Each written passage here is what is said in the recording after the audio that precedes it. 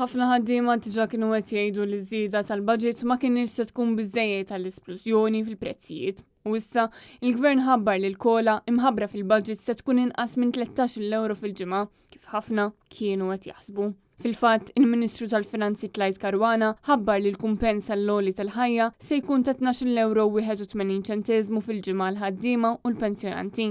Għalkemm il-Ministru baqa' ma qalx jekk din iż-żieda hix se tiġi ntaxxata jew le. Waqt business breakfast organizzati 3 filgħodu, Caruana mela ċara li kwalunkwe sussidju tal-Gvern ma jistax ikun għal dejjem, dan filwaqt li ma ppreżenta ebda pjan dwar kif se jkun qed ibiddel id-direzzjoni ekonomika li qbadna fl-aħħar snin u li waslet għal splużjoni fil-popolazzjoni u pressjoni enormi fuq l-infrastruttura. Fl-istess avveniment, Clyde Caruana qal li l-diskussjoni dwar il-paga minima għadhom għaddejjin u stqar illi mhux ċert jekk dawn id-diskussjonijiet u se jkunu lesti sal-aħħar ta' din il-ġimgħa.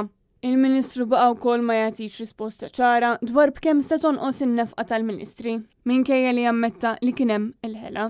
Mistoqsi dwar il-problema tal-għoli tal-ħajja u l-inflazzjoni, il-Ministru qal li l-prezzijiet ser jibqgħu tilajn il-fuq, iżda ma ħabbar ebda pjan dwar kif mod konkret se tkun qed tittaffa l-pjaga tal-għoli tal-ħajja li qed taffettwa diversi familji, ħaddiema u anzjani.